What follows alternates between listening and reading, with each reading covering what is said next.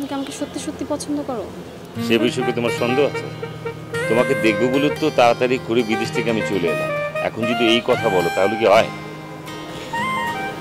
আমার না অনেক ভয় হয় বুঝছো। কেন? এই মনে করো তুমি যদি কখনো আমাকে ছেড়ে চলে যাও। তুমি কেন এভাবে আমার সাথে কথা বলছো? তোমার যদি এটা মনে হয়ে থাকে তাহলে আমারও তো এই কথাটা বলতে হয়। তোমার জন্য আমি 7 সাগর 13 নদী পাড়ি দিয়ে চলে এলাম, আর তুমি এখন আমাকে এই কথা বলছো? হ্যাঁ, আমার না মাঝে মাঝে মনে হয় যে আমি তোমার যোগ্য না। এখন যদি আবারও একই কথা বলো তাহলে আমার কি করতে হবে জানো?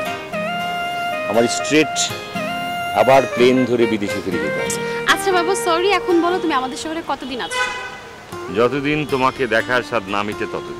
ও ভালো কথা, আমি ক্যান্ডেলের একটা ডিনারের আয়োজন করেছি, একটা হোটেল বুক দিয়েছি, সারা রাত আমরা ওখানেই কাটাবো। ওকে? আচ্ছা, ছোট একটা শহর, এই শহরের মধ্যে তোমার সাথে যদি আমি হোটেলে যাই কেউ যদি দেখে তাহলে কি ভাববে? এখানে একটা মানুষ একটা মানুষকে খুব সহজে চিনে ফেলে। তাহলে আমি করবোটা কি সেটা আমাকে বলো। একটা উপায় আছে, তোমাকে বলছিলাম না আমার দুইটা জানে মন দোস্ত আছে, আমরা ওদের বলতে পারি, ওরা কোনো না কোনো একটা উপায় বের করে দিবে। আমরা শুধুমাত্র ওদের বলবো আমরা হাজব্যান্ড অন ওয়াইফ, ওরা যেন কোনোভাবে না জানে যে আমরা মিথ্যা কথা বলতেছি, তাহলেই হবে। কি বলো?